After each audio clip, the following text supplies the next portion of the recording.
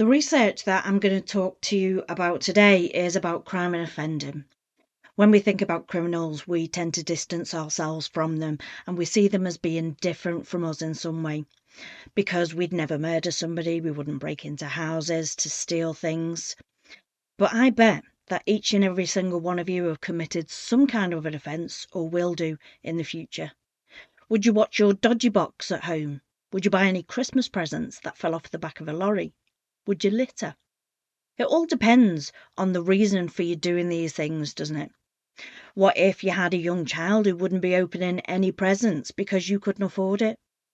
The reason for the crime, I believe, is just as important to understand as the crime itself.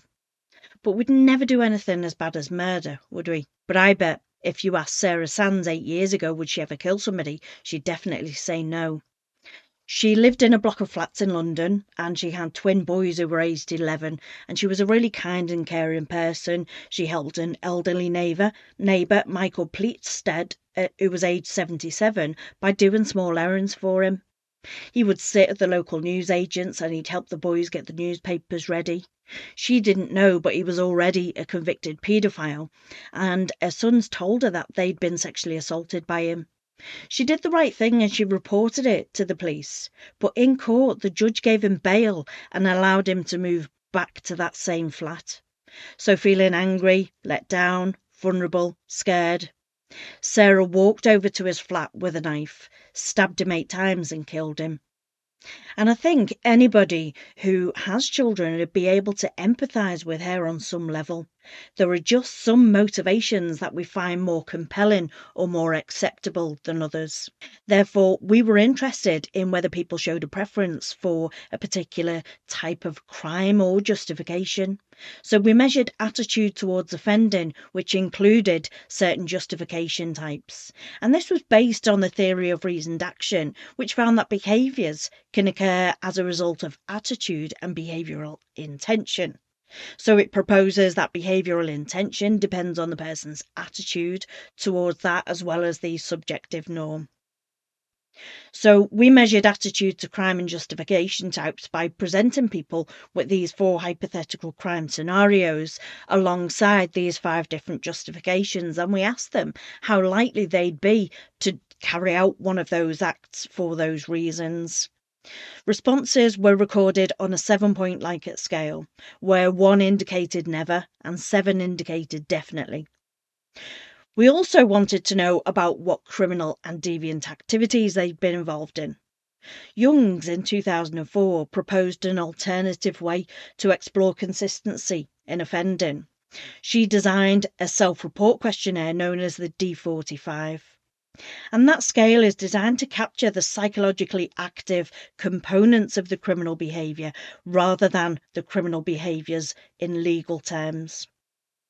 So the questionnaire consists of 45 contextualised criminal and deviant activities. For example, beat someone up so badly they probably needed a doctor, annoyed or insulted a stranger, carried a gun, and 45 items varying in seriousness. Despite the participants being members of the general public, they did report involvement in a range of these offences. So the data that we collected, as you can see, we collected 294 participants from the general public. About half were male, half were female. The ages range from 18 to 69, but most of them were between 18 to 25. Most of them were white, but we did have some other ethnicities in there as well.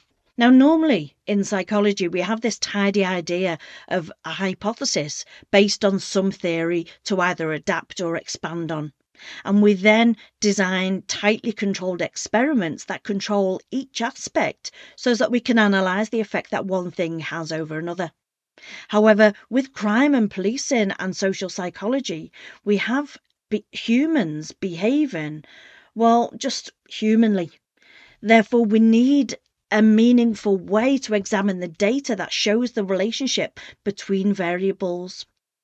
So for this particular study, an appropriate statistical measure was a smaller space analysis. And that gives a measure of correlation of every variable to every other variable. The SSA is a non-metric multivariate scaling technique, which is quite a mouthful. And that produces points on a plot, which represent the questions and the level of involvement that people have reported. And it represents the relationship between each variable to every other variable. Variables that have low intercorrelations will appear in different areas within the SSA plot. And this way, the researcher can easily identify themes within the plot.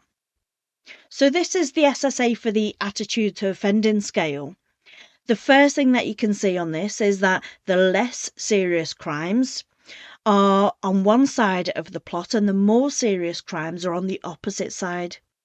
The hypothetical crimes that have higher gains can be further differentiated into those with emotive justifications, such as in a life or death situation, or objective ones, such as not getting caught. This is the D45 SSA.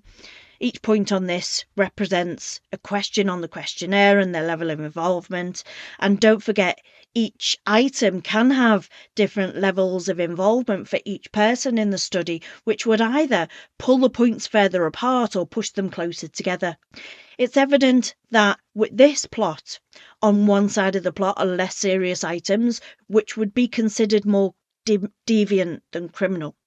Items such as cheated at school, being drunk under the age of 16, kept extra chains, are on one side.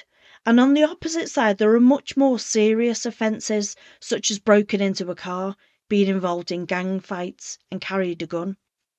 Now, this arrow that I've put through isn't a dividing line. It just illustrates the progression in serious from one side of the plot to the other.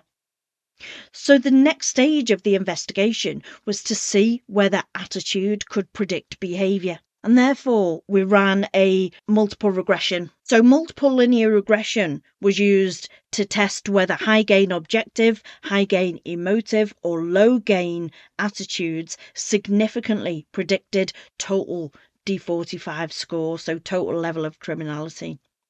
And the overall regression was statistically significant. And it was found that the best predictor of level of reported offending was scores in the high gain objective reason. The second best predictor was the high gain emotive scores, but the low risk region didn't significantly predict the level of reported offending. So what we know from this is that attitude does predict behaviour, but that attitude depends on what the justification for that behaviour is going to be. The findings from this research are just a starting point to understanding the impact that justifications have on offending. It shows that when people have a more favourable attitude towards offending, it predicts level of involvement in crime. Not only that, but the reason that the crime is being committed also matters. So in future, to build on this, we should direct any studies that measure the style of offending within more criminal populations to also consider the justifications. As I said at the beginning of this presentation, the reason for the crime is just important to understand as the crime itself.